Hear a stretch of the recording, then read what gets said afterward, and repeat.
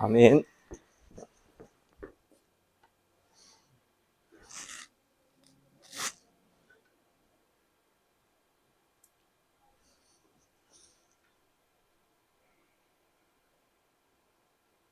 예, 원래 개척교회는 이렇게 목회자 혼자 많이 바쁘게 되는 것 같습니다. 할렐루야. 오늘은 제가 강단의 선지가 이제 세 번째 되는데요.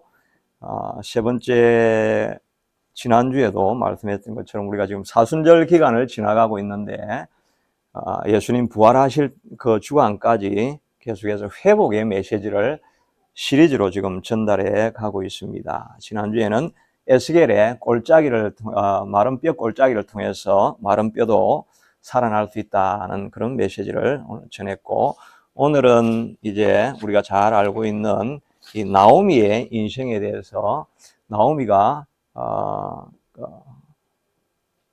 깊은 슬픔 가운데 있다가 회복되어지는 이야기 우리에게 잘 알려져 있지 않습니까?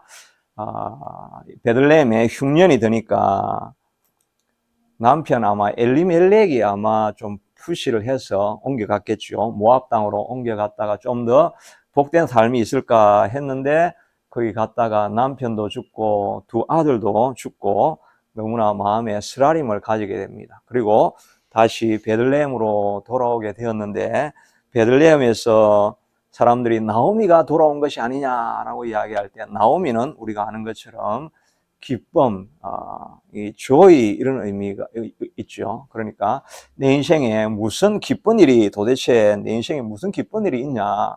내 인생은 쓰디쓰고 쓰라리고 쓰라린 고통밖에 없는 것이 내 인생이다. 나를 나오미라 부르지 말고 마라라 불러라고 했으니까 자기 인생에 얼마나 큰 쓰라림과 고통이 있었겠습니까? 이런 나오미의 삶, 거기다가 이제 나이도 들고 같이 따라온 며느리도 과부고, 이러니까 정말 마음에 큰 쓰라림이 있었을 것입니다. 그런데 우리가 읽었던 것처럼 이제 4장에 가게 되면 나오미에게 상상하지도 못했던 그런 큰 기쁨이 있게 되지요. 여인들이, 동네 사람들이 다 나와서 나오미에게 이르되 찬송할지로다. 여호와께서 오늘 내게 기업 물을 자가 없게 하지 아니하셨도다. 나오미가 아기를 받아 품에 품고 그의 양육자가 되었다고 하고, 그의 이웃 여인들이 나오미에게 아들이 태어났다 하여, 그 동네 사람들이 나오미에게 아들이 태어났다 하여서 그 이름을 오벳이라 하였는데, 그런 다윗의 아버지인 이새의 아버지였더라고 이렇게 말하고 있습니다. 노년에 아무런 꿈이 없고 더 이상 희망이 없다라고 생각을 했는데, 어떻게 나오미가 아이를 안고 동네 사람들이 다 몰려와가지고 하나님을 찬양하라, 이거 하나님이 하신 일 아니면 어떻게 이런 일이 있을 수 있겠느냐라고 하면서 동네 사람들이 다 기뻐하고 축복해주고 함께 즐거워하는 그런 기적이 일어나게 되어진 것입니다. 그뿐 아니라 또 사위가 그 동네의 유지 아닙니까? 원래 그 베들레헴에 돌아올 때는 두 과부가 가서 도대체 뭘 해먹고 나머지 인생을 살까, 그 걱정과 염려가 가득했는데, 생각하지도 못했는데 보아스라고 하는 유지가 사위가 되어지니까 먹고 사는 것 전혀 걱정 없는 데다가 자손, 손자도 보게 되어지니까 노년에 얼마나 큰 기쁨이 되었겠습니까? 우리 하나님께서는 마라의 선 인생을 살아가는 사람이라 할지라도 베들레헴으로, 하나님의 품으로 나오는 그 사람들에게는 나머지 끝이 좋은 인생으로 하나님께서 말씀해 주시는 것입니다. 로마서 8장 28절에 있는 것처럼 하나님을 사랑하는 자, 그 뜻대로 부르심을 입은 자들에게는 모든 것이 합력하여서 선을 이룬다라고 말씀하시고, 예레미야 29장 11절에는 여호와의 말씀이니라, 너희를 향한 나의 생각을 내가 아나니 평안이요 재앙이 아니니라. 이 나오미는 자기 인생이 하나님이 자기에게 재앙을 주었다고 이야기를 하죠. 하나님이 나를 괴롭게 하였다라고 잘못 해석을 했는데, 평안이요, 내가 너희에게 주는 것은 평안이요 재앙이 아니라 너희에게 미래와 희망을 주는 것이다 라고 이렇게 말씀하시고 있습니다. 어떤 고난의 자리에 떨어진다 할지라도 하나님의 원래 생각은 평안이요 재앙이 아닌 것입니다. 오히려 그 고난을 사용해서 그 고난이 약재료가 되어서 그것으로 말미암아 우리에게 미래와 희망과 꿈과 비전을 주시기 위해서 하나님께서 나오미의 고난도 사용하신다 하는 것을 오늘 제가 뒤에서 또 이렇게 설명을 하면서 하나님이 어떻게 일하시는가 하는 것도 말씀드리려고 하는데, 하나님께서 우리에게 주시려고 하는 생각은 어떤 고난의 길을 지나가고 있더라도 그 길은 재앙의 길이 아니요 우리에게 평안과 희망을 주시려고 하는 그런 일들이다 하는 것을 기억해야 할 것입니다. 이 나오미의 이런 하나님께서 길을 여시는 인생 여정을 살펴보면서 우리가 하나님이 어떻게 일하시는가 하는 것을 살펴보면 이 나오미의 고난은 새로운 시대를 이어가기 위한 마중물이었다 하는 것을 우리가 알 수가 있습니다.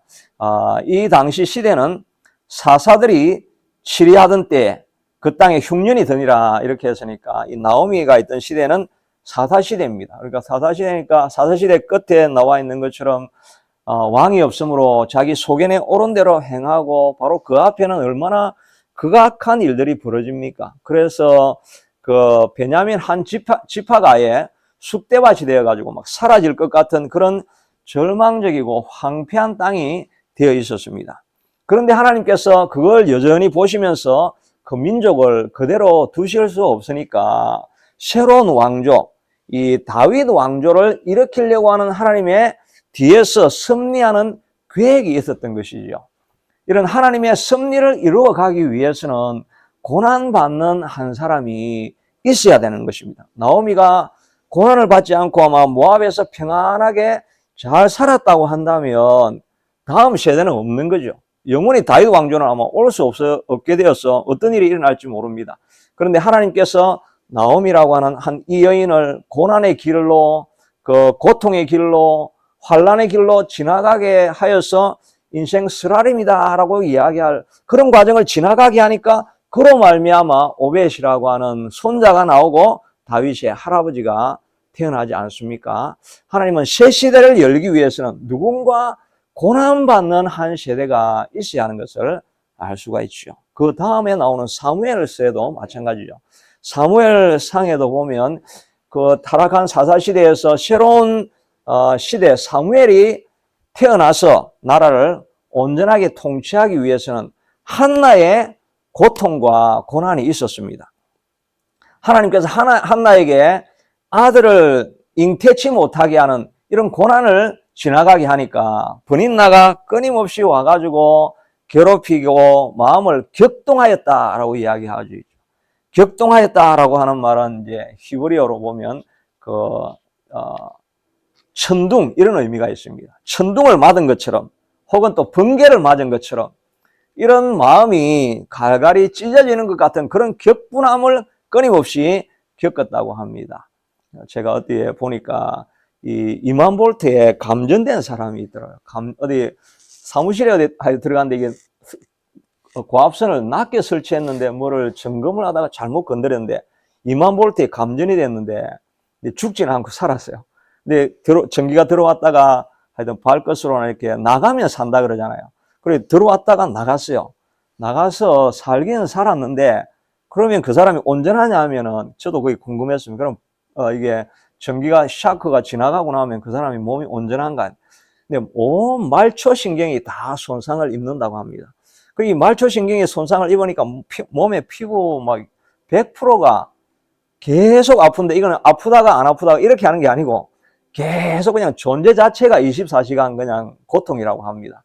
이걸 정말 그래서 차라리 죽는 게 나았을 것 같다는 그렇게 이야기를 하는데 오늘 격분하다라고 하는 이 단어의 어근이 바로 그런 마음이 갈기갈기 찢어지는 것 같은 그런 고통이다. 이 한나가 이 하나님께서 잉태하지 못하기 때문에 끊임없는 수치를 당하고 모욕을 당하고 격분하는 마음을 가지고 살아도 사는 것 같지 않고 밥맛도 없고 하는 그런 과정들을 자꾸 지나가게 하나님께서 하셔서 마침내 이 문제는 내가 기도하지 않으면 해결할 수 없겠구나. 하나님 나를 죽이든지 살리든지 나는 하나님 앞에 나아가서 기도하다가 죽겠습니다. 이런 결단을 하고 엘리 제사장에 있는 제단에 나아가지 않습니까? 우리가 보통 때 이렇게 합니까? 우리 보통 때는 이렇게 안 하죠. 정말 위기가 찾아오고 마음에 심한 고통이 찾아와서 밤잠을 못 이루겠고 이럴 때 이제 우리가 그때서야 우리가 이제 기어서 교회당에 가는 겁니다. 가서 새벽 예배 안 나오던 사람들이 새벽 예배 나와가지고 하나님 살려주시옵소서. 하나님 살려주시옵소서. 고난이 없었다고 한다면 기도하겠습니까? 그 고난 때문에 한나가 기도하고 마지막 결단할 때 하나님이 아들을 주시면 내가 이 아들을 바치겠습니다 해서 사무엘이라고 하는 새로운 선지자가 나오고 이 사무엘을 통해서 새 시대를 여는 것 아니겠습니까? 새로운 시대, 하나님이 기뻐하시고 하나님의 나라가 확장되어지기 위해서는 누군가 뒤에서 고난받고 고통하는 백성들이 반드시 있어야 하는 것입니다. 나오미의 고난을 자기는 이해를 못했죠. 하나님이 나를 이렇게 괴롭게 하셔가지고 하나님이 일부러 마치 나를 괴롭힌 것처럼 괴롭게 하셔가지고 어떻게 아들도 아버지도 죽고 아들 둘이도 며느리 두 아들까지 다 죽어버리냐. 이런 쫄딱망하는 일이 있을 수가 있느냐. 하나님 참 대단하시다. 하나님 진짜 참 우리를 괴롭히시는 분이시다. 그렇게 자기는 잘못 해석을 했죠. 그러나 하나님의 뒤에서 넓은 뜻으로 바라보면 이 고난이 없이는 오벳이 나올 수가 없어요. 다윗 왕조가 나올 수 없으니까 고난의 길을 걸어가게 만드신다 하는 것입니다. 그러니까 우리에게 찾아오는 모든 고난에는 의미가 있는 것입니다. 1세대가 고난 가운데 기도해서 다음 세대가 일어나지 않습니까? 우리 오늘날 한국교회, 한국의 위상이 지금 대단하죠. 한국의 위상이 뭐 한류 이런 거로 뭐 경제적인 이런 걸 떠나서 국력 자체가 세계적으로 커졌습니다. 그래서 지금 자료를 찾아보니까 세계 그 국제적 위상이 세계 최고가 미국이고 2위가 중국, 3위가 러시아, 4위 독일, 영국 다음에 한국이 6위입니다. 경제적으로도 뭐 한 10위 정도 뭐 이렇게 된다고 하죠. 실제 영향력은 한국이 영국, 그 프랑스와 일본이 그 뒤입니다.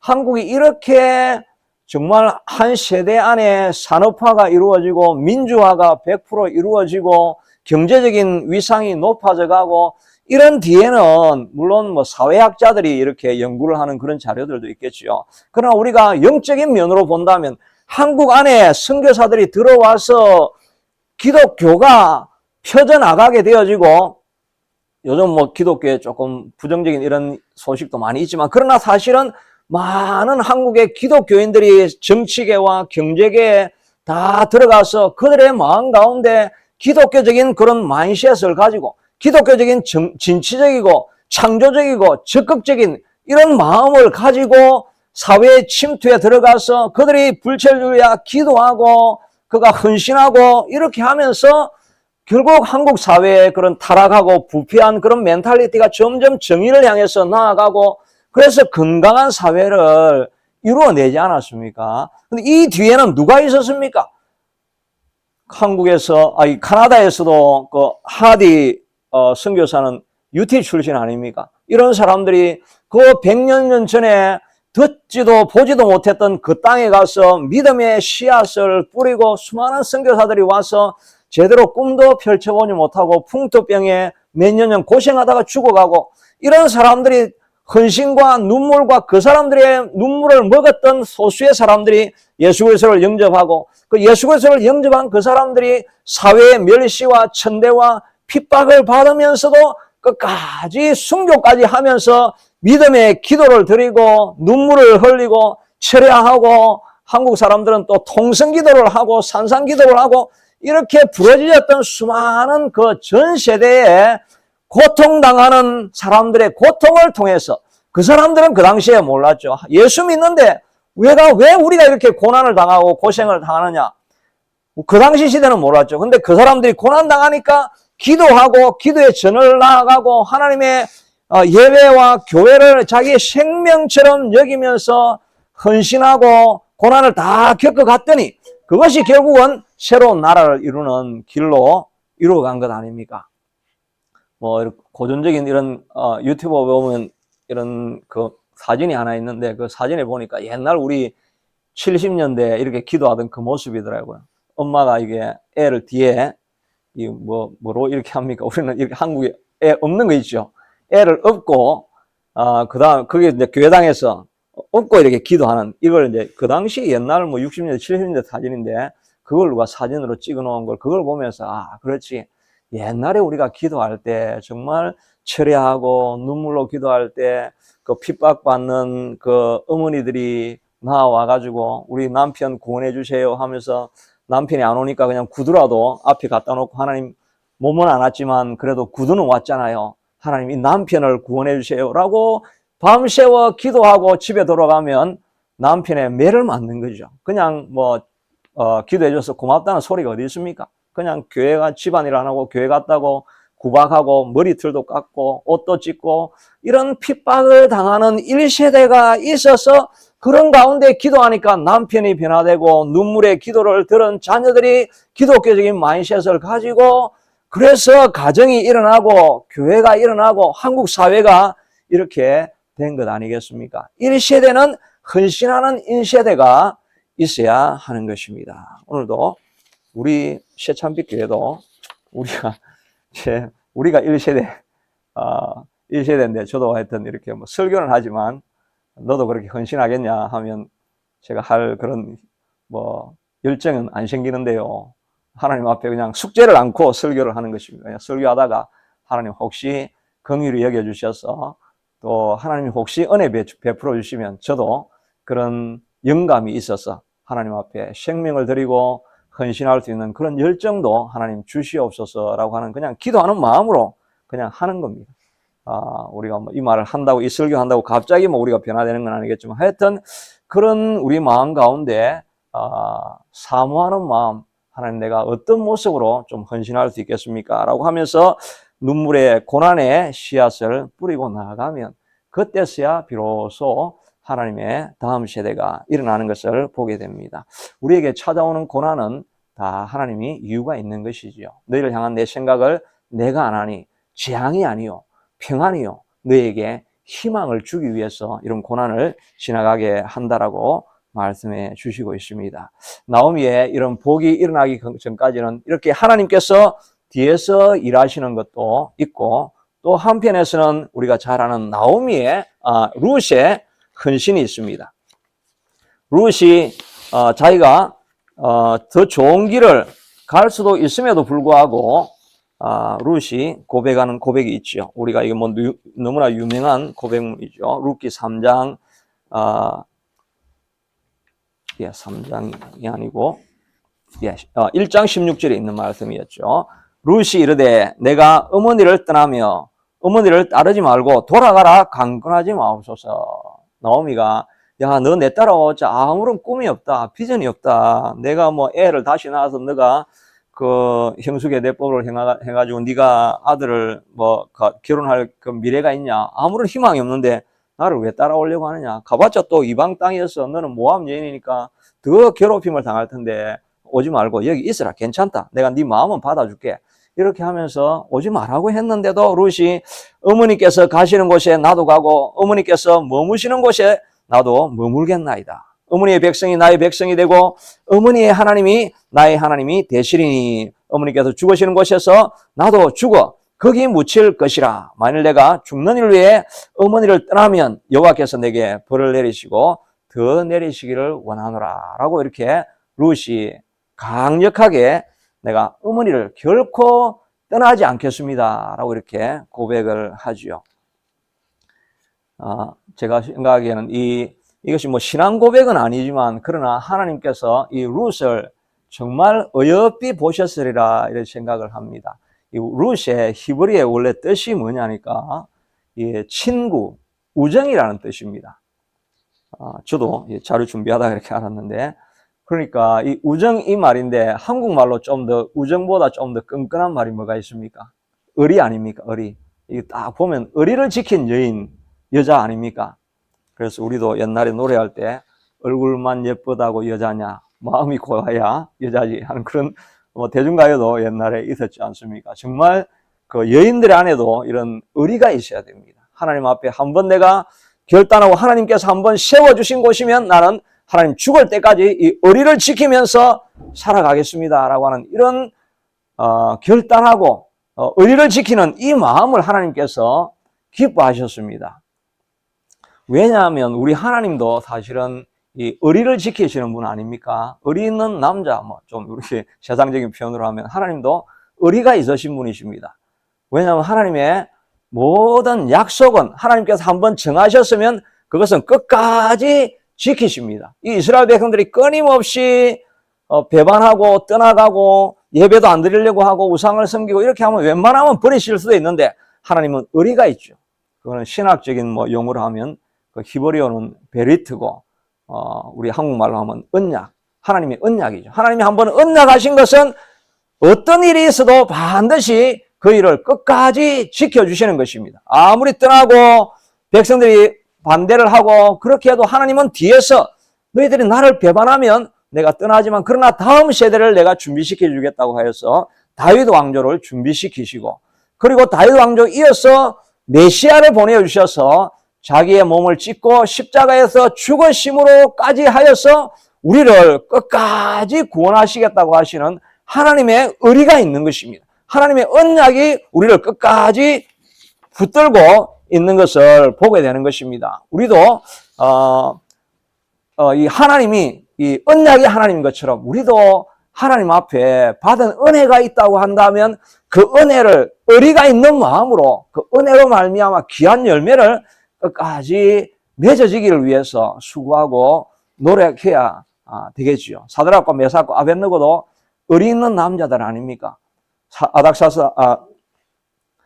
느부갓네살 왕이 나팔을 불 때 다 절해라고 하는데 그럼에도 불구하고 나는 하나님께 드려진 몸입니다. 하나님 외에는 내가 다른 누구에게도 절할 수 없습니다. 끝까지 의리를 지키고 하나님의 약속만 붙들고 하나님 한 분 외에는 내가 섬기지 않겠습니다라고 결단을 하니까 그들이 풀무불에 던져졌지만 그러나 하나님 앞에 의리를 지키는 사람, 하나님의 약속을 붙드는 사람에게 친히 그 풀무불에 들어오셔서 그들을 보호하시고 살려주시지 않습니까? 우리가 하나님의 약속을 끝까지 붙들고 하나님을 신뢰하고 나아가면 하나님이 결국은 우리를 지켜주시게 되는 것을 보게 됩니다. 정말 의리의 사람이라고 하면 다윗을 우리가 생각할 수 있지 않겠습니까? 다윗이 젊을 때 받았던 그 고난 가운데 하나님 앞에 수많은 기도를 드리고 하나님 앞에 많은 은혜를 받아서 왕이 되고 나니까 다른 사람들은 사울은 왕이 되고 나니까 그냥 자기 살 길로 갔지만 다윗은 어떻게 하면 하나님을 기쁘시게 해드릴까? 나를 이 자리까지 오게 하신 이 하나님을 내가 어떻게 하면 섬길 수 있을까? 그 마음을 가지고 터너너크를 만들어서 다윗의 성막을 짓고 언약궤가 가져올 때 너무나 기뻐서 바지가랭이가 내려가도록 기뻐가지고 거기에 또 하나님의 전이 언약궤가 있는 곳에 찬양이 늘 넘치도록 하기 위해서 4,000명의 성가대를 만들어가지고 하나님을 찬양하라, 하나님을 찬양하라, 밤새도록 하나님을 찬양하라는 그 찬양이 나오게 하고 마지막 죽을 때까지도 끝까지 의리를 지키면서 내가 가지고 있는 모든 재산을 사제를 다 부어드리고 그리고 나서 또 국고까지 다 모아가지고 하나님 성전을 지을 준비를 다 하고 자기 인생 그 받은 것 모든 것을 다 하나님 앞에 돌려드립니다. 내 인생 모든 것을 다 가지고 하나님 앞에 돌려드립니다 하니까 정치를 할 필요가 없는 거예요. 온 백성과 밑에 있는 관료들이 마음에 감동이 되어지고 그 마음이 뜨거워지니까 다윗이 다 바쳤는데 우리라고 안 바칠 수 있겠느냐. 전부 다 관료들이 다 가져오고 백성들이 가져와서 성전 짓기 위한 재물이 그냥 산을 이룰 만큼 너무 많이 가져오니까 이제는 그만 가져와라. 안 가져와야 된다. 이러는 가운데 통치할 이유가 필요가 없는 것입니다. 온 백성이 한 마음이 되어서 하나님을 섬기고 기뻐하니까 한 백성이 한 사람이 은혜를 갖기 위한 의리를 지키고 생명을 걸고 내가 주님 앞에 정말 받은 것 잊지 않겠습니다. 다 돌려드리겠습니다 하고 정말 헌신하는 그 한 사람의 헌신을 바라보면서 온 백성들이 감동이 되어져서 그 나라가 굳건하게 서가게 되는 것입니다. 그래서 그냥 확장하고 전쟁 나가면 이길 수밖에 없는 게 한 마음이니까. 교회 안에서도 이렇게 감사하는 마음, 의리를 지키는 마음으로 하나님 앞에 드리겠다고 결단한 그 한 사람의 헌신을 보고 사람들이 헌신을 결단하게 되는 줄로 믿습니다. 이 말을 하려고 하면 저도 너무 부끄럽죠. 너는 그러면 얼마나 헌신하냐. 너가 헌신만 잘하면 사람들이 따라올 텐데 저도 그런 마음이 있습니다. 나는 참 헌신한 마음은 없는데 그러나 혹시 하나님께서 예배하다가 내 마음속에 다 드리고 싶은 그런 소원이 일어나기를 소원하는 마음으로 메시지를 전하게 되는 것입니다. 여하튼 우리의 고울과 목표는 하나님께 받은 은혜 죽기 전에 어떻게 하든지 다 돌려드리고 가기를 원합니다. 이런 마음이 우리의 인생의 목적이 되어야 되고 목표가 되어야 될 줄로 믿습니다. 다윗은 언제나 하나님을 왕으로 섬깁니다. 다 그 성소를 만든 왕이신 나의 하나님, 내가 주를 높이고 영원히 주를 찬송하리로다. 왕이 왕 앞에 가서, 왕보다 높은 사람이 없는데 왕이 왕 앞에 가서 왕이신 나의 하나님, 다윗이 왕인데 하나님이 나의 왕입니다. 하나님께서 내 주권자입니다라고 하는 그런 아름다운 고백을 하면서 의리롭게 그의 인생을 하나님 앞에 다 돌려드리는 그 이야기를 들으면 우리도 감동이 되지 않습니까? 우리도 어떻게 하면 그렇게 살아갈 끊임없는 오고 오는 세대에 영감을 주지 않습니까? 우리 남은 인생이 다 하나님 앞에 돌려드리는 그 사건을 통해서 수많은 오고 오는 사람들에게 영감을 줄 수 있는 이런 사람들이 우리가 마지막으로 그런 사람이 되기를 갈망하는 소원이 목적이 되어서 살아갈 수 있는 우리가 된다면 하나님이 기뻐하시리라고 믿습니다. 마지막으로 이 나오미의 성공을 가능하게 한 것은 이 보아스의 이런 지혜로운 마음입니다. 이 보아스 계속 읽어 나가다 보면 보아스가 룻에 대한 그 인간적인 원래 호감도가 있었습니다. 그냥 우연히 그 나오미가 이제 자고 있을 때 밑에 누워라 뭐 이렇게 해서 된 게 아니라 읽어보면 이 보아스가 아마 룻도 아마 얼굴도 예쁘겠죠. 그러니까 아마 그 호감이 있었습니다. 그래서 쭉 읽어보면 그 이삭 주우러 오는데도 다른 밭으로 가지 말라고 이렇게 하고 또 이삭 그거 뜨는 그 사람들한테 소년들에게 룻이 따라오면 좀 그 단에서 이삭을 좀 많이 빼가지고 일부러 많이 떨어뜨려 놓아라. 그래서 걔가 짊어질 수 있게 많이 가져갈 수 있게 하라고 하니까 그가 룻에 대한 호감도 있었죠. 그런데 이 나오미의 코치를 받아가지고 밤에 잘 때 그 발치에 누워서 그다음 나를 그 주인의 옷자락으로 덮으소서라고 하면서 고엘이 되어줄 수 있는 그런 당신이 그 사람입니다라고 이렇게 이야기를 하게 됩니다. 그런데 그 보아스가 아마 절차를 안 따지고 그냥 내 마음에 드는 사람이니까 그리고 같이 동거하기를 원하니까 바로 이제 동거를 하고 뭐 이렇게 했다고 한다면 룻이 그냥 첩이 되어버리는 수밖에 없었겠죠. 그런데 보아스가 모든 절차를 다 따라갑니다. 때로는 그 다음 이어질 사람이 자기 친척인데 그 사람에게 찾아가가지고 너 보아스, 룻을 너가 책임져야 될 사람인데 너 책임질래? 이렇게 물어봅니다. 아마 이 사람이 뭐 보아스가 이쁘기도 하고 정숙한 미도 있고 하니까 그냥 그럼 내가 하려고 한다. 그렇게 하면 그냥 룻을 빼앗길 수도 있는 것입니다. 그런데 다행히 그 다른 친척은 이 사람은 나는 이 사람 감당하지 못하겠다라고 해서 그냥 보아스는 모든 리스크를 다 건 거죠. 자기 하고 싶은 대로 내가 원하는 대로 한 것이 아니라 하나님의 섭리가 이끄는 대로 하나님께서 어떻게 인도해 가실 것인가 하는 것을 다 점검을 하는 거죠. 다 체크업을 해가지고 이렇게 다 길을 따라갔는데 그래도 다른 사람들이 다 안 받아주고 법적으로 아무 하자가 없이 이 룻이 내가 그 고멜이 되어서 받아들일 수 있다고 하니까 모든 과정들이 다 아름답게 되어진 거죠. 그러니까 아무런 불탈이 없고 다른 안 좋은 사이드 이펙이 안 생기고 자연스럽게 평화롭게 이 가정이 이루어지게 되어지고 그래서 다윗의 자손이 나오게 되는 이런 과정을 보게 되는 것입니다. 우리도 하나님의 일을 하고 주의 길을 걸어갈 때 내가 원하고 하고자 하는 소원이 있다고 해서 그걸 덥석 잡아버려서 우리가 실패하는 경우가 얼마나 많습니까? 비즈니스 할 때도 금방 이게 이권이 생길 것 같아가지고 하나님 앞에 기도도 안 하고 그냥 잡아버렸는데 나중에 그것이 자기의 그 올무가 되어서 낭패에 떨어지는 경우들이 얼마나 많습니까? 우리는 이 보아스의 인내하는 마음, 하나님의 섭리를 기다리는 마음으로 느리지만 하나님의 인도하심을 계속 따라서 걸어갈 때 우리의 인생이 복되어지고 또 다음 세대를 살리고 다음 세대와 또 우리 주변에 있는 사람들에게 선한 영향력을 미쳐나갈 수 있는 그런 길이 되려고 하면 이런 과정들을 우리가 지나가게 되어야 할 것이라 생각을 해보게 됩니다. 결론적으로 나오미의 회복과 또 다음 세대를 일으키는 이 일들은 나오미의 마중물 고난이 있었다 하는 것입니다. 나오미는 이해하지 못했지만 하나님의 섭리가 그 고난 가운데 있은 줄로 알고, 고난의 길이 찾아올 때 우리는 더 많이 하나님 앞에 찾아가고 가까이 가서 하나님의 인도하심을 받고 아름다운 결실이 만들어져야 되겠고, 또 룻의 의리를 우리가 생각하면서 한번 하나님 앞에 받은 은혜 그 열매 맺을 때까지 수고하고, 보아스가 섭리에 맡기고 하나님 앞에 맡기는 인생으로 나아갔을 때 다음 세대가 아름답게 다윗의 자손이 다윗의 선조들이 일어나는 그런 역사들이 우리의 삶과 또 우리 새찬빛 교회의 모든 사역을 통해서 일어날 수 있게 되기를 간절히 축원드립니다. 기도하겠습니다. 하나님, 나오미가 내 인생은 쓰라림일 뿐이다, 고난밖에 없다라고 말하였지만 그 뒤에 일하시는 하나님의 역사가 있었습니다.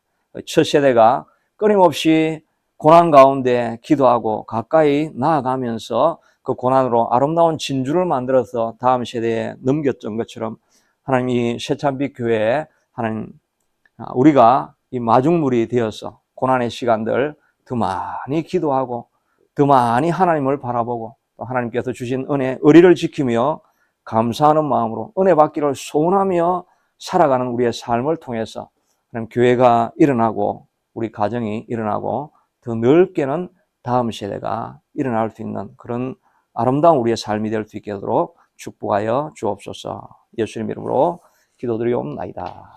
아멘. 죄송합니다. 오늘 설교를 좀 길게 했네요. 죄송합니다. 자, 오늘 우리 이제 유태순 목사님 나오셔서 우리 승례 잠깐 집내 주시겠습니다.